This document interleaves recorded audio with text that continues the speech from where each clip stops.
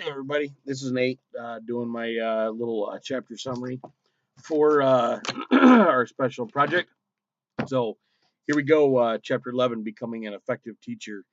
Um, Huge thing, something that is very important for all of us, I would have to say, because I mean, there's being a teacher and there's being an effective teacher. So um, obviously, there's a big push for more teachers, but having effective teachers, I think, is a lot bigger, um, more important idea overall. One of the things that I want to talk about first of all is the that I noticed right off the bat was the little pizza model, because this is something that we were taught when I was in elementary and we were learning.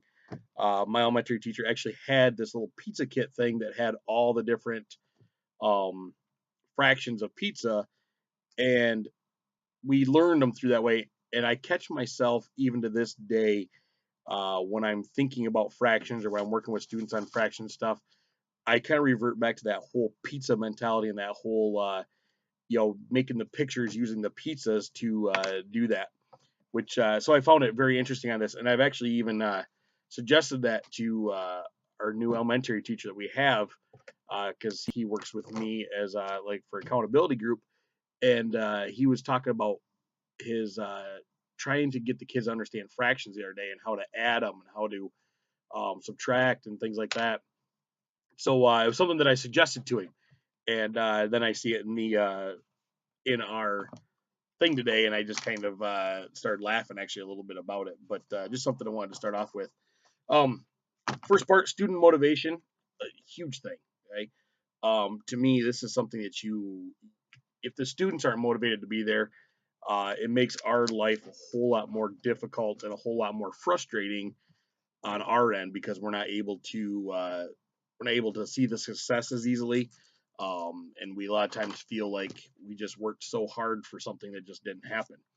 Um, the extrinsic versus intrinsic. This is something that I struggle with at the school where I teach because a lot of my students are there because they didn't go to school or because they haven't been a part of a school regularly.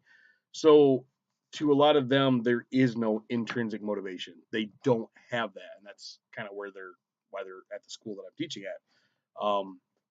So this is something that we struggle with a lot in our school. Um, we've started off with a lot of little itty bitty extrinsic things just to try and get things going, trying to trigger things up a little bit for them, um, and trying to get them to learn that intrinsic motivation moving to that.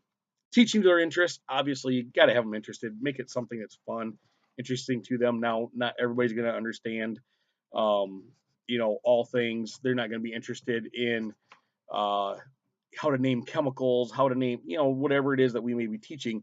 But we've got to try and find something, some way to get them interested in it. One thing that I use a lot in my room, especially being a science teacher, is real world application. Constantly um, giving them something in the real world that applies to it, so that way they have a better understanding. Gives them some value in what they're learning. They can see it a lot of times. They've had that experience, and so it kind of makes that connection for them. So that gives them that better student involvement. Uh, Planning for effective teaching. Planning is huge. I mean, if we don't plan very well, then the one thing we are planning to do is fail. Little saying that I've always heard is if you fail to plan, then your plan is to fail. And that happens so many times in the classroom, so many times that if, you know, it was a late night before and we didn't get everything quite planned and we don't have things planned out the best we could, it seems to go downhill real fast and it's hard to get the kids involved and try to keep them as a part of it. So, planning for effective teaching, and there's so many different parts that go into that, so many different things.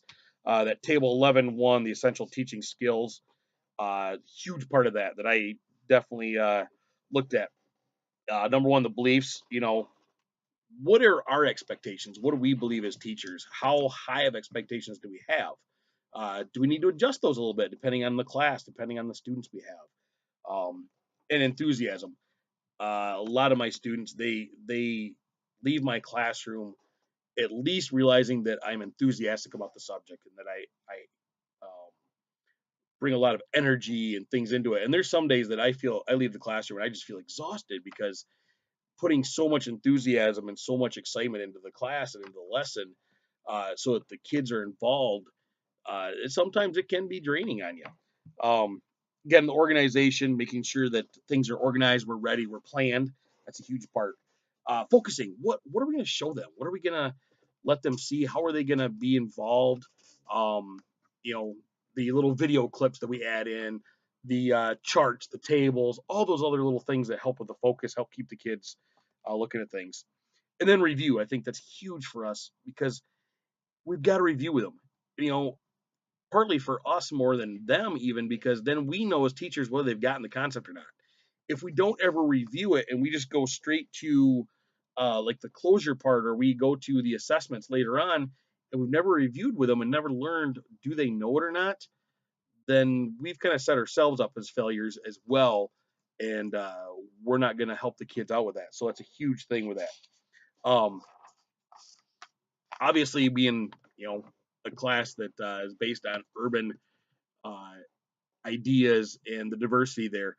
The one thing I found really interesting with that was interaction. Got to have that interaction with the students, being, whether it's one-on-one, small group, um, full, even whole class interaction, just making that interaction and making an attempt to talk to the kids and interact in some way, shape, or form is just huge. And then again, the feedback, that reviewing and finding out, do they understand? Maybe they're not quite to the level we think they are, and getting that feedback and working back for that. A lot of things there, but then it goes on into the instructional strategies, teacher centered versus learner centered, all sorts of different good things there. And the one thing that I really got out of that I really appreciate was the differentiating instruction, and that's something that I've been doing more and more in my classroom is not always using teacher centered, not always using learner centered, and then working with different categories within each of those categories as well.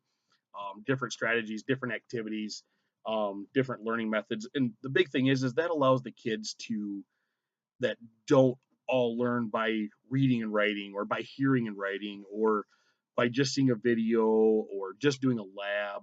It allows all of them to have their opportunity to learn it some way.